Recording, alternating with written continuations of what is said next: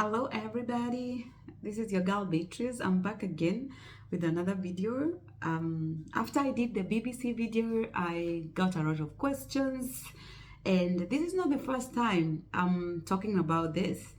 And I've been handling this on individual basis, but because it now become public and people have started reaching out to me, more people are reaching out to me regarding the same issue, I thought it's good for me to come here and talk about it. Maybe I'll encourage somebody else or somebody who might be having the same question and they don't know how to go about it. First and foremost, I want to thank all of you for your congratulatory messages that you sent me, the DMs that you sent me regarding the video that I did. I'm really humbled, and yes, I am here in the United States by choice.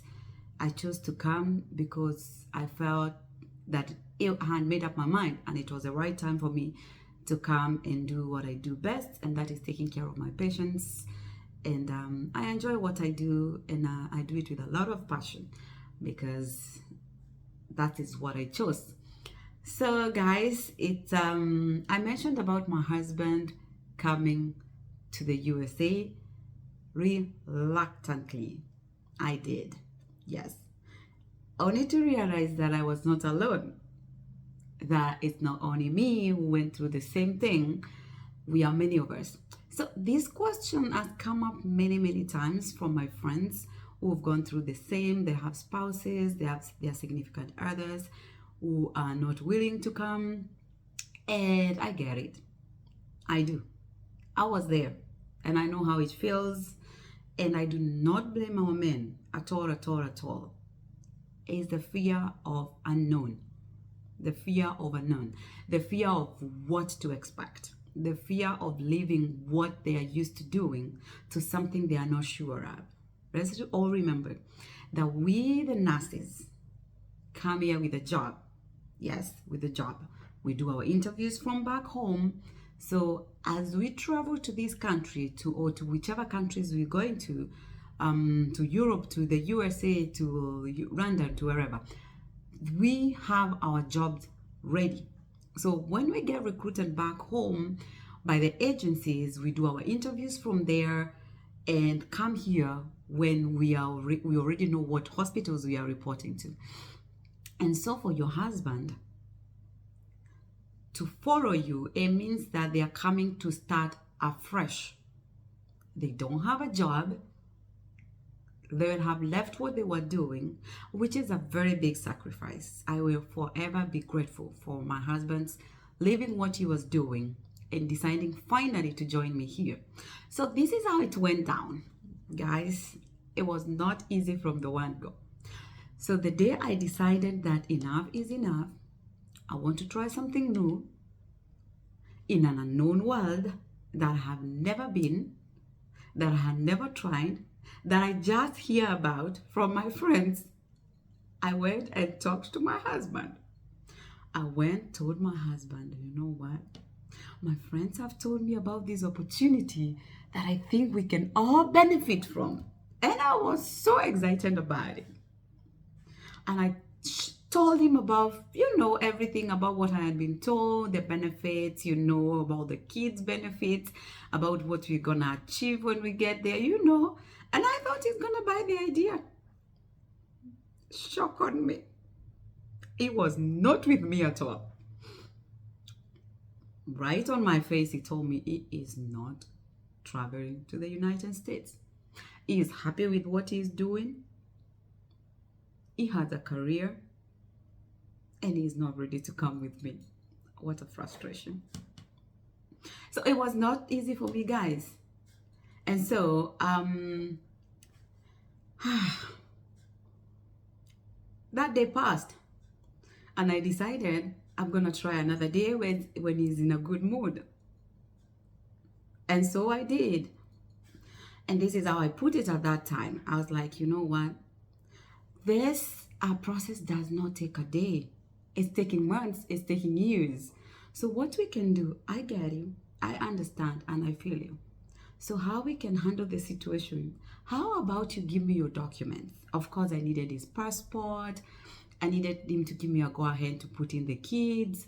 I didn't, I needed to make sure I have authority to do what I needed to do before I started doing it. Because for me, my family was everything. I wanted to come with my family as a whole. And so we didn't have passports then. I did have a passport, but the rest of my family didn't have a passport. So we had to go and get our passports ready. So I managed to convince him to go get the passport so that we can start the process. So so as we waited for the passports to be ready, he reluctantly allowed me to go ahead and start the process, but he was like, "You go ahead and start, but I don't think I'll be coming."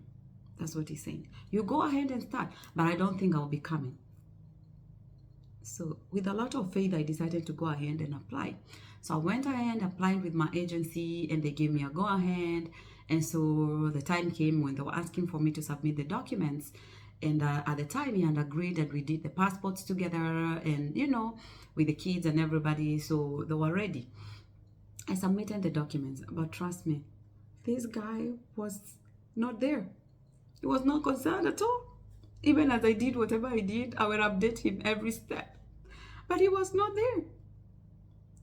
At some point, he told me, "You can go, you can try, and go if you're stable, or once you have settled and we think we are able to survive there, then we can join you with the kids." That is not something I wanted to buy, my people. That is not something I was ready for. I kept talking to my husband. It didn't take a day to get him going. It did not take him a day.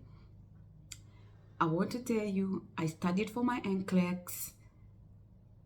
I passed my NCLEX. Everything went on well. I kept him updated. But now the most sensitive part came up. And what was this? Time for medicals. Time for medicals.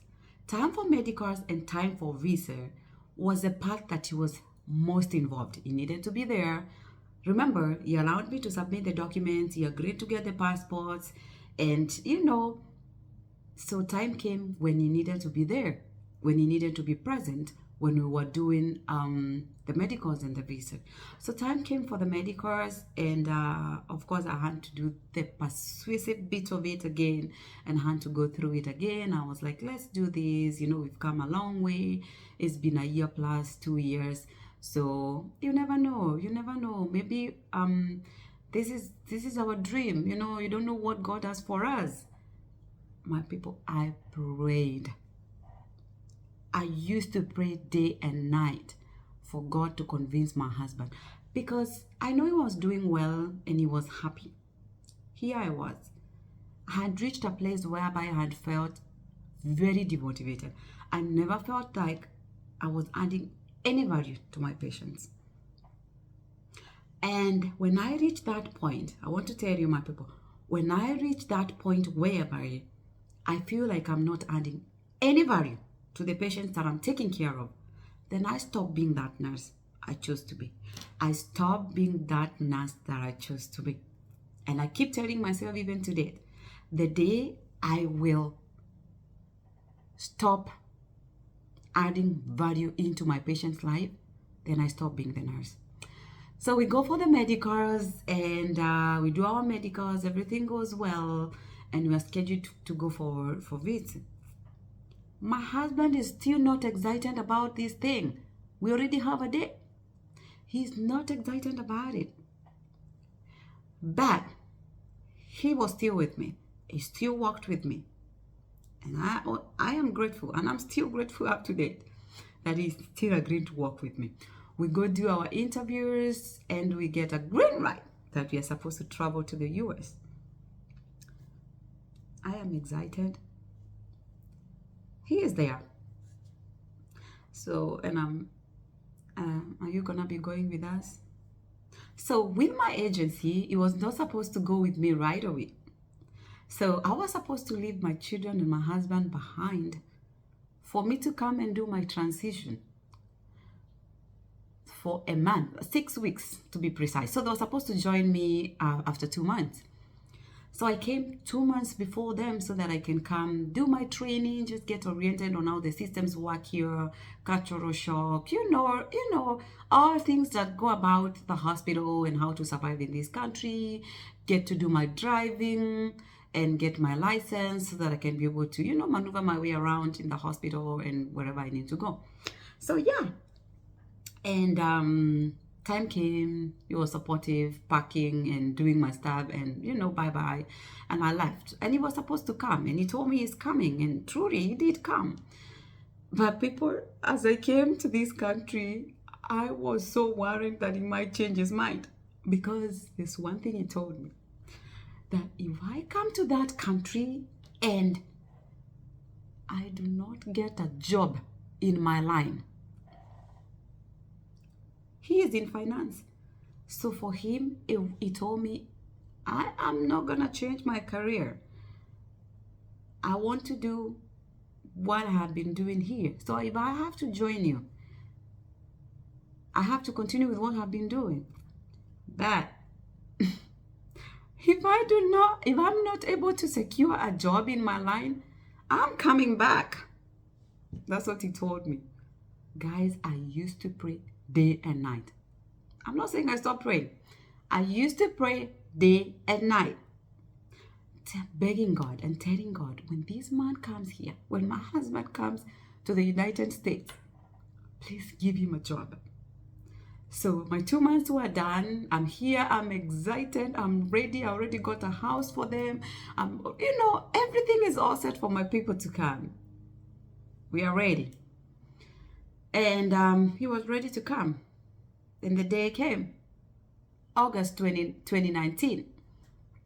My family got to the United States of America. By this time, I remember my first day when I went to church. I met this Kenyan lady, and every Kenyan I met, I asked them, do you know of somebody who is an accountant? Do you know somebody who is in finance? Because I wanted to make sure that when he is here, he has somebody he can talk to. Somebody he can ask how to maneuver his way around to get him a job. And so I did that.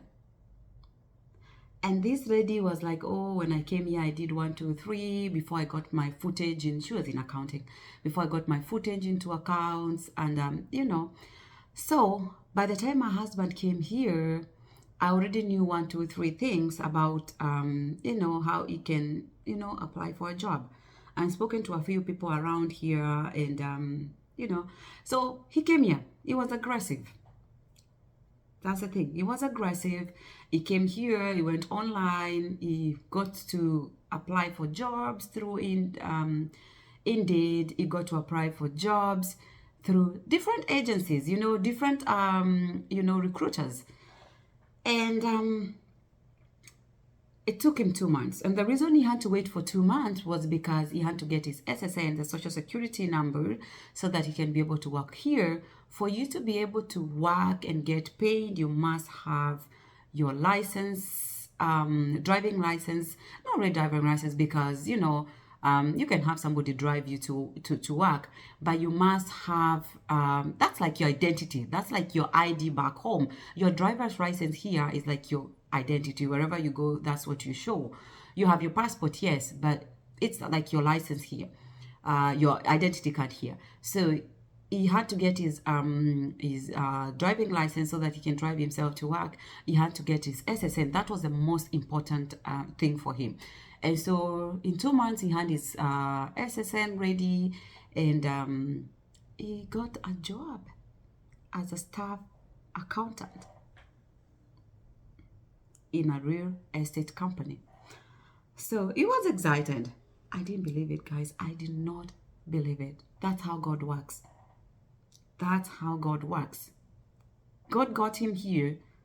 Within 2 months, he got a job. And he got a job in his career. I was sure, as long as he has gotten his first job, I knew God is going to open doors for him. And that's the thing, guys. Positivity is one thing. Being positive is one thing, getting a job is another. So he worked hard. He submitted his applications everywhere. I don't know how many jobs he applied, but he applied to very many companies and he got that job. He got a job. He started working in November. He came here in August, and in November he had a job and he has started working. And guys, since then, things have never been the same again. He is in his third job right now, and his third job in 4.5 years. He is doing well. Whenever he started is not where he is in. And what he started doing at that time as a staff accountant, since then he has gone up. He's moved from being a staff accountant to being something else. I'm not going to mention what he is right now, but I want to tell you he's doing well. I want to tell you he's doing well. He is doing well and he's happy with what he's doing. There's something I want to talk about. I want to talk about the issue of people thinking you must have a master's, you must have a degree, you must have whatnot, you must have CPAs in Kenya or from wherever, CPAs in the United States for you to become. It's not like that. It's not like that, guys. I have people who came here without degrees. They did not have a specialization in their profession or in their career, but they have gotten jobs. You just need to be positive, have the right mindset, and be aggressive. In this country, you have to be aggressive. I'm talking to the husbands, I'm talking to our brothers, I'm talking to the men who are coming to this country, the United States, to wherever. Because you need to be aggressive. You need to be aggressive for you to be able to achieve what you want. Have the right kind of mindset, associate yourself with the right people, and work hard.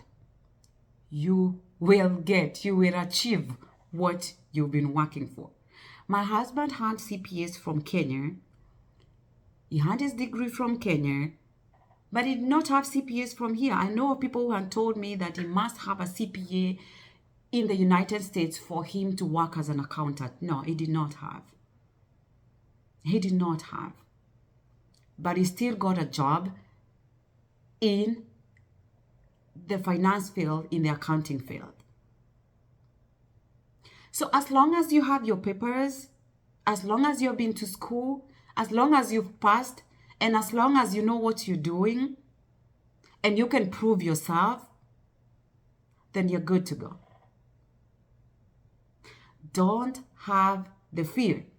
Don't have the fear of, what am I gonna do? How is it gonna be? That is there because you're coming into an unknown world. You're coming into a place that you're not familiar with. You don't know what to expect.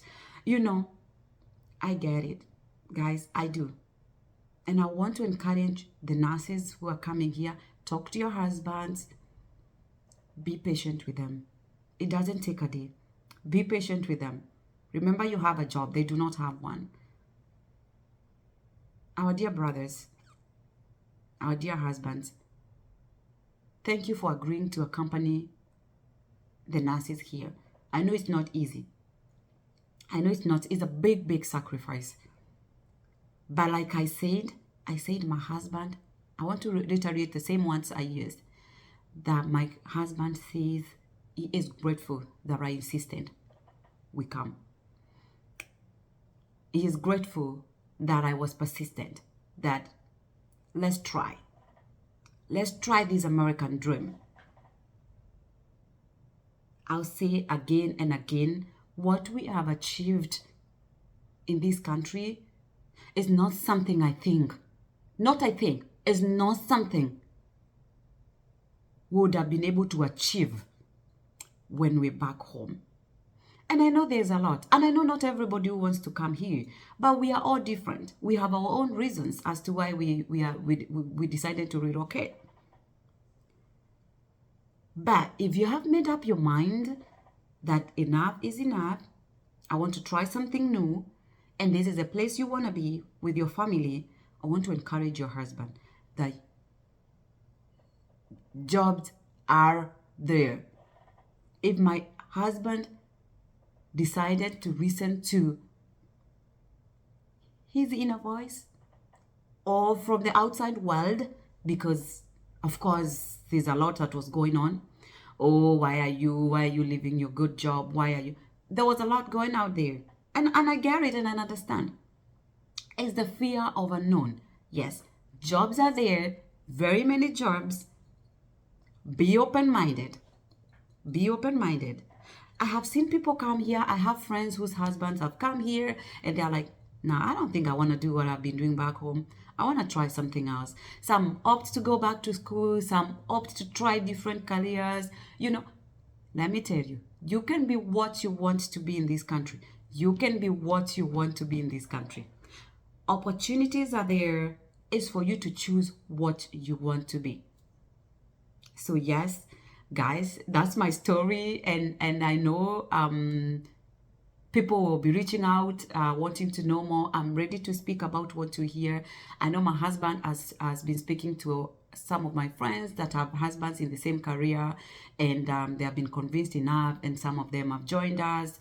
And yeah, we are open enough to talk to you guys. We ask as many questions as you want. Reach out to me, and we'll be able to guide you accordingly, because I am happy when I have people join us. I am not ready to succeed alone. I'm happy when I share the knowledge that I have. I'm happy when I share whatever it is that we have done to succeed in this country. I know I have many other questions that have come up on how to survive here with children and you know, so many topics. I'll be talking about some of those topics at some point.